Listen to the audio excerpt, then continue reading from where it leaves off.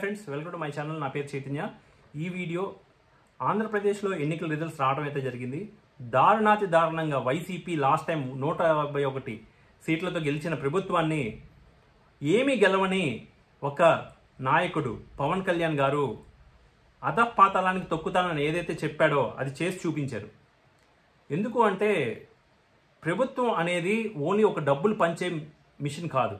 ప్రభుత్వం అంటే అన్ని రకాలుగా జనాలకి కావాల్సిన మౌలిక సదుపాయాలతో సహా అన్ని చేయాల్సిన బాధ్యత ప్రభుత్వం మీద ఉంటుంది. అలా కాకుండా అవతల పార్టీలని అణదొక్కే దూరంలో, వాళ్ళని అణిచివేయించే దూరంలో ఇష్టం వచ్చినట్టు వాళ్ళ మంత్రుల చేత మంత్రిత్వ శాఖకు సంబంధించింది కాకుండా పవన్ కళ్యాణ్ గారిని పర్సనల్గా అటాక్ చేయడానికే మంత్రిత్వ శాఖలు ఉన్నట్టుగా వాళ్ళు బిహేవ్ చేయడం, ఇదంతా కూడా ప్రజలు గమనిస్తూ ఉంటారు. సుధాకర్ లాంటి డాక్టర్ గారిని అంత దారుణంగా చేయడం, ఆయన పరిస్థితి చూస్తే తలుచుకుంటేనే ఇప్పుడు తలుచుకున్నా కూడా చాలా బాధేస్తుంది. అంత దారుణంగా చేయడం, వాటన్నిటికీ పర్యవసానమే ఈ రిజల్ట్. పవన్ కళ్యాణ్ గారిని ఇష్టం వచ్చినట్టుగా పర్సనల్గా అటాక్ చేయడం, నెక్స్ట్ వాళ్ళ మంత్రులు వచ్చి వాళ్ళు మాట్లాడే భాష కానీ, ఈవెన్ చంద్రబాబు నాయుడు గారిని గురించి వాళ్ళు మాట్లాడిన భాష కానీ, వాళ్ళ ఫ్యామిలీ మెంబర్స్ గురించి వాళ్ళు మాట్లాడిన భాష కానీ ఎవరు కూడా హర్షించరు. చంద్రబాబు నాయుడు గారిని అరెస్ట్ చేయడం ఓకే, ఏదైనా తప్పు చేస్తుంటే అరెస్ట్ చేయాలి, అంతేగాని తప్పుడు కేసులు పెట్టి అరెస్ట్ చేయడం, ట్రీట్ చేసే విధానం కానీ, ఒక పర్సన్ని అరెస్ట్ చేసినప్పుడు ట్రీట్ చేసే విధానం కానీ, ఇవన్నీ కూడా జనాలు గమనిస్తూనే ఉంటారు. ఎవరు కూడా మనకు అధికారం ఉంది కదా అని అవతల పార్టీల మీద అలా పడిపోవడం కరెక్ట్ కాదు. అది ఎవరు కూడా హర్షించరు.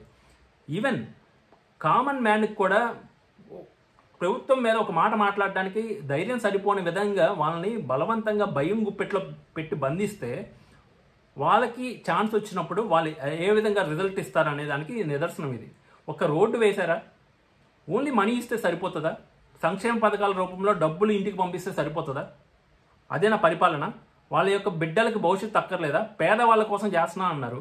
ఓకే, పేదవాళ్ళు ఇంకెప్పటికీ పేదవాళ్ళగానే ఉండిపోవాలా? పేదవాళ్ళ పిల్లలకి ఉద్యోగాలు వస్తే వాళ్ళు పేదవాళ్ళ నుంచి మధ్యతరగతిలోకి వస్తారు, మధ్యతరగతి నుంచి ఉన్నోళ్ళు అవుతారు. వాళ్ళ పిల్లల్లో టాలెంట్ ఉంటుంది, దాన్ని వాళ్ళు చదువుకొని ఉంటారు, వాళ్ళకి ఉద్యోగాలు కల్పించే ప్రయత్నం ఏదైనా చేశారా? ఎంతమంది నిరుద్యోగులు డిఎస్సి కోసం ఎదురు చూశారు? ఒక్కసారైనా డిఎస్సి వేయడానికి ట్రై చేశారా? మీకు అసలు ఆ ఇంటెన్షన్ ఉందా? ఒక కంపెనీ తీసుకురావడానికి కానీ ట్రై చేశారా? భవన నిర్మాణ కార్మికులు వాళ్ళు అన్నా క్యాంటీన్లో భోజనం చేసేవాళ్ళు, పాపం అన్న క్యాంటీన్ తీశారు. పోనీ అన్నా క్యాంటీన్ పేరు మార్చి జగనన్న క్యాంటీనో లేకపోతే వైఎస్ఆర్ క్యాంటీనో పెట్టుకున్నా కూడా ప్రాబ్లం ఉండేది కాదు, వాళ్ళు తినేవాళ్ళు. పాపం వాళ్ళకి పనులు లేకుండా అయిపోయింది ఇసుక దందా వల్ల. వీటన్నిటి మీద ఎక్కడైనా చర్యలు ఉన్నాయా? ఇంకా మద్యం విషయానికి వస్తే ఎంత నాసిరకమైన మద్యం. ఒక ఫోన్పే ఉండదు, గూగుల్ పే ఉండదు, ఏమి ఉండదు. ఎవరు అమ్ముతున్నారు, ఎంతకు అమ్ముతున్నారు, ఎన్ని బాటిల్ అమ్ముతున్నారు, ఎక్కడ లెక్కలు పత్తా ఏమి ఉండదు. ఆ మద్యం తాగి చాలామంది వాళ్ళ ఫ్యామిలీస్ నాశనం అయిపోయినాయి. అవన్నీ చూస్తా ఒక మహిళ ఇంట్లో కష్టపడి ఇల్లు నడిపే మహిళ ఉన్న డబ్బులతో ఆవిడ మీకు ఓటేస్తుందని మీరు ఎలా అనుకుంటున్నారు? మీరు అమ్మ ఒడేస్తే సరిపోతుందా? ఇంట్లో సంపాదించే వ్యక్తి ఆరోగ్యం పాడు చేసుకుంటా ఉంటే చూసి ఎంత బాధేస్తుంది? అది ఆపలేక ఎంత బాధపడతారు వాళ్ళు.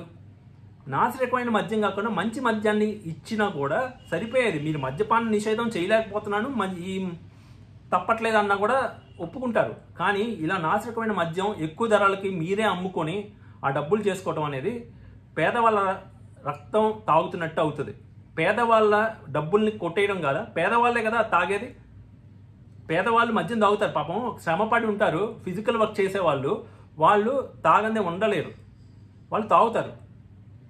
దాన్ని ధరలు పెంచి వాళ్ళ డబ్బులనే తీసుకున్నారు కదా. మరి మీరు ఇటుపక్క డబ్బులు ఇస్తే ఏమో అటుపక్క తీసుకున్నారనే ఉద్దేశం ఎక్కువ మందిలో ఉంది.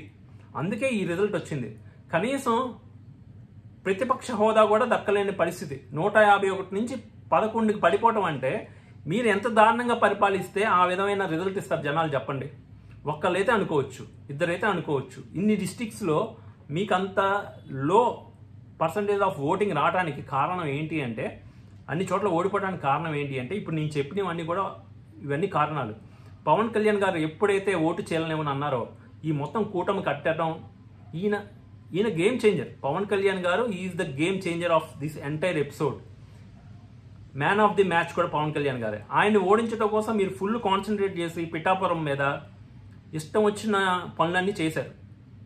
కానీ మీరు ఆయన గెలుపును ఆపలేకపోవటం కాదు కదా, ఆయన 70,000 చిల్లర మెజార్టీతో గెలవడం జరిగింది. 70,000 చూసుకోండి, మరి అత్యధిక మెజారిటీ. ఈ విధంగా మీరు ఒక ప్రతిపక్ష పార్టీని వాళ్ళకి ఇచ్చే మర్యాదని మీరు ఎక్కడా కూడా ఇవ్వకపోగా వాళ్ళని అణిచివేసే కార్యక్రమంలో మీరు చేసిన పనులన్నీ కూడా కామన్ మ్యాన్ కూడా గమనిస్తారు. ఓన్లీ జన సైనికులే కాదు, టీడీపీ కార్యకర్తలే కాదు, ఒక కామన్ మ్యాన్ కూడా గమనిస్తారు. అందులో నుంచి వచ్చిన భావోద్వేగం వచ్చినప్పుడు, ఊర్లకు వచ్చినప్పుడు రోడ్లు ఉండవు, కరెంటు ఛార్జీలు పెంచుతారు, ఇష్టం వచ్చినట్టు కరెంట్ ఛార్జీలు పెంచుతారు, చెత్త పన్ను వేస్తారు, ఇంటి పన్నులు పెంచుతారు. ఇది కాకుండా ల్యాండ్ టైటిలింగ్ యాక్ట్, దాని మీద ఎవరికి చెప్పి మీరు అది తెచ్చారు? ఓకే, టీడీపీ చెప్పేది అబద్ధం, జనసేన చెప్పేది అబద్ధం, మీరేం చెప్తారు?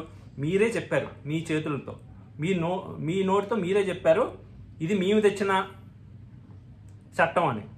ఏంటి అదేదో గొప్ప చట్టం కింద మీరు తెచ్చిన చట్టం అని చెప్పారు. లాస్ట్ మినిట్లో అది మేము తేలేదని చెప్తే నమ్మేంత పిచ్చోళ్ళు ఎవరైనా ఉంటారా? మీరు తెచ్చారు, మీరు మళ్ళీ సెక్రటేరియట్ని తాకట్టు పెట్టుకున్నారు. తాకట్టు పెట్టలేదని మీరు చెప్పగలిగారా? జనాలకు అర్థమయ్యేలా చెప్పగలిగారా? నిజంగా మీరు తాకట్టు పెట్టకపోతే మీరు తాకట్టు పెట్టలేదని చెప్పగలిగారా? అలా చెప్పకపోగా మీ మంత్రులు ఏం మాట్లాడతారు? అవును, అవసరమైతే తాకట్టు పెడతాం, తర్వాత విడిపిస్తాం అని మాట్లాడతారు. అట్లా మాట్లాడితే మీకు ఎలా ఓట్లు పడతాయి సార్? అట్లా మాట్లాడకూడదు కదా. ఇప్పుడు సెక్రటేరియట్ని మనం కట్టకపోగా వేరే వ్యక్తి కడితే దాన్ని తాకట్టు పెట్టడం అనేది ఎంత తప్పు?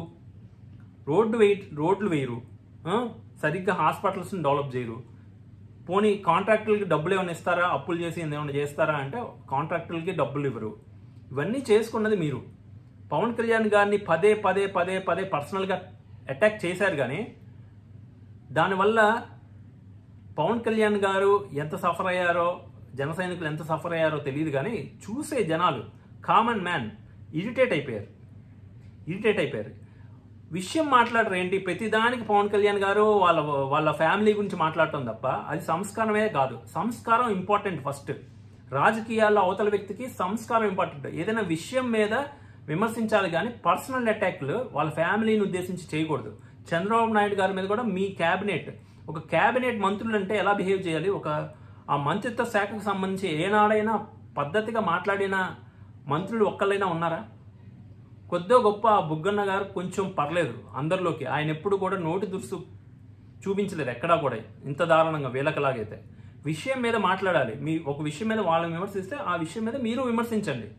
అది కాదమ్మా ఇది అని చెప్పి మీరు ప్రజలకు చెప్పే ప్రయత్నం చేయాలి. కానీ అంతేగాని చంద్రబాబు నాయుడు గారు ఫ్యామిలీని, పవన్ కళ్యాణ్ వాళ్ళ ఫ్యామిలీని తిట్టేయడం వల్ల మీకు ఇలాంటి రిజల్ట్లే వస్తాయి.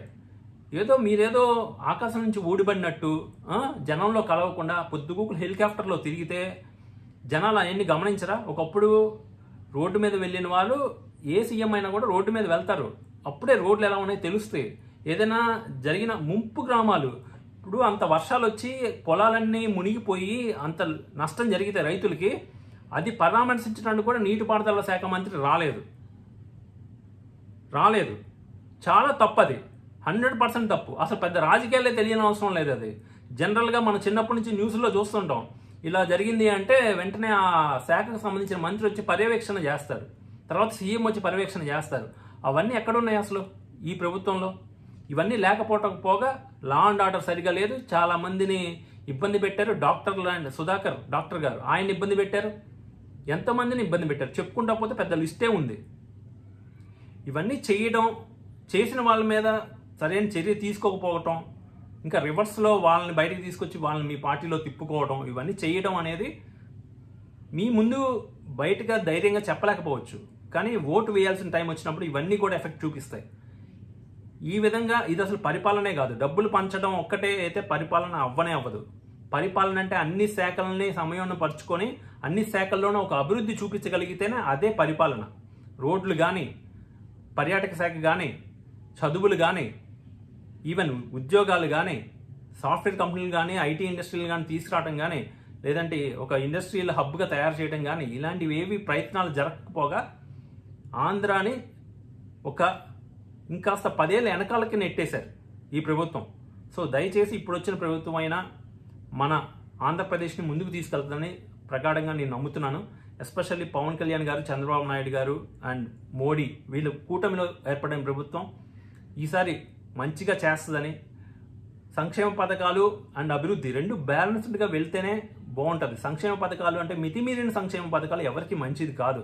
లోటు బడ్జెట్ ఉన్నప్పుడు, మంచి బడ్జెట్ ఉన్నప్పుడు అవి ఇచ్చినా కూడా తప్పు లేదు. లోటు బడ్జెట్ ఉన్నప్పుడు అలాంటివి ఇవ్వకపోవడమే మంచిది. సో ఇన్ని కారణాలు ఉన్నాయి వైసీపీ 151 నుంచి 11కి పడిపోవడానికి. ఇది ఏ ప్రభుత్వం కూడా ఈ విధమైన పరిపాలన అయితే చేయకూడదని కోరుకుంటున్నాను. ఆంధ్రప్రదేశ్ వెనకాలకి వెళ్ళిపోయింది. ఇంకాస్త రోడ్డులు లేవు, సరైన రోడ్డులు లేవు, లా అండ్ ఆర్డర్ సరిగా లేదు, ఏది సరిగా లేదు. సో అవన్నీ సరిగా లేకుండా మన ఇంట్లో డబ్బులు వస్తే సరిపోద్దా? మన ఇంట్లో డబ్బులు వస్తే సరిపోద్దా? సరిపోదు కదా. చివరికి ల్యాండ్ టైటిలింగ్ యాక్ట్ కూడా మీరు పెట్టలేదని మీరు చెప్పడంలో చెప్తున్నారు, కానీ మీరే పెట్టారని మీరు చెప్పిన వీడియోలు కూడా సర్క్యులేట్ అయినాయి. సో ఓవరాల్గా చూసినట్లయితే మీరు చేసిన పరిపాలన వల్లే మీరు ఇంత దారుణంగా ఓడిపోయారు. అండ్ మీ బిహేవియర్, మీ మంత్రుల యొక్క బిహేవియర్, గవర్నమెంట్ ఫేస్ ఎప్పుడు కూడా వాళ్ళ మంత్రులు కానీ నాయకులు కానీ ఏం మాట్లాడతారు అనేది గవర్నమెంట్ యొక్క ఆలోచన విధానంగా ప్రజలు చూస్తారు. సో అవన్నీ సరిగా లేకపోవడం వల్లే ఇంత దారుణమైన పరిస్థితి. పవన్ కళ్యాణ్ గారు ఏదైతే చెప్పారో ఒక గేమ్ చేంజర్గా కూటమిని కట్టి అధపాతాళానికి తొక్కుతాను అని ఏదైతే చెప్పాడో వర్డ్, అది చేసి చూపించారు ఈ రోజున. సో ఓవరాల్గా ఆంధ్రప్రదేశ్కి మంచి రోజులు వస్తాయని, ఈ గవర్నమెంట్ అయినా మనకి మంచిగా పరిపాలిస్తుందని ఆశాభావంతో ఈ వీడియో అయితే ఎండ్ చేయడం జరుగుతుంది.